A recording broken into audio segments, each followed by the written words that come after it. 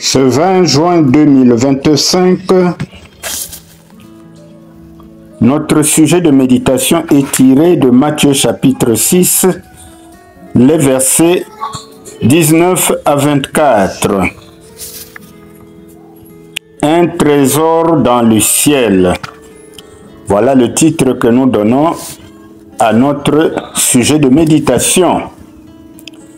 Dans ce texte, Jésus fait un parallèle entre les richesses de la terre et les richesses auprès de Dieu. La question à se poser est celle-ci. Dans quelle richesse notre cœur est-il attaché? Une chose est sûre, les richesses de la terre sont périssables et les richesses auprès de Dieu sont impérissables. Quelques exemples pour le démontrer. Les insectes ou les mites rongent tout objet en bois, en tissu, les récoltes agricoles et aussi la terre, à la recherche de nourriture et causent par-dessus tout des destructions aux dépens de l'homme.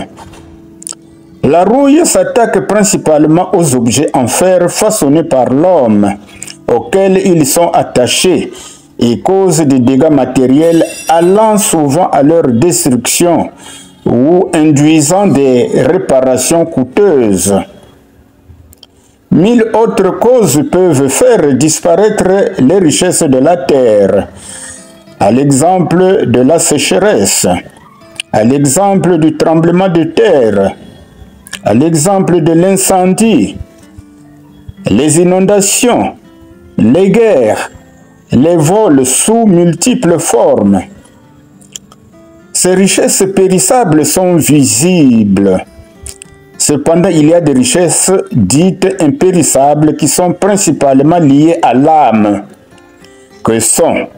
Ces richesses sont la vie éternelle et ses saintes joies. Il s'agit là de biens du ciel qui, eux, sont permanents et qui seuls peuvent nous rendre heureux. En faisant ce parallèle entre biens périssables et biens impérissables, Jésus veut nous inviter à faire un choix en toute responsabilité.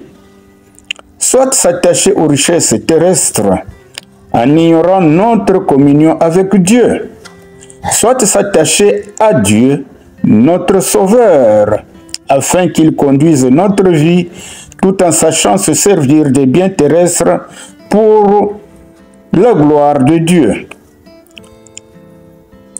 Une méditation attentionnée du présent texte devrait nous aider à comprendre le but de notre vie sur terre. Eh bien, ce but de notre vie sur terre, c'est de vivre pour la gloire de Dieu, pour hériter la vie éternelle. Alors, pour terminer, mes bien-aimés, il y a un verset qui retient notre attention, c'est le verset 21. Là où est ton trésor, là sera aussi ton cœur. Disons Amen. Merci d'avoir partagé avec nous, likez et abonnez-vous. Cela va beaucoup nous encourager à méditer au quotidien un texte de la parole de Dieu. Que Dieu vous bénisse.